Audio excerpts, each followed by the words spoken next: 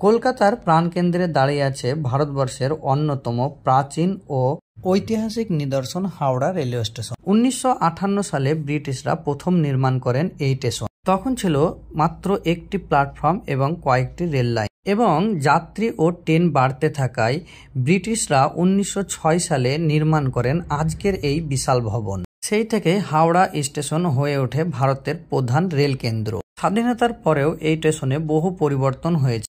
ধীরে ধীরে বাড়ানো হয়েছে প্ল্যাটফর্ম এবং তৈরি হয়েছে দুটি বড় টার্মিনাল, ইস্টার্ন এবং সাউথ ইস্টার্ন রেলওয়ে। বর্তমানে এখানে মোট 23টি প্ল্যাটফর্ম রয়েছে, যা একে ভারতবর্ষের সবথেকে বড় এবং এশিয়ার ব্যস্ততম রেলওয়ে স্টেশনে পরিণত করে।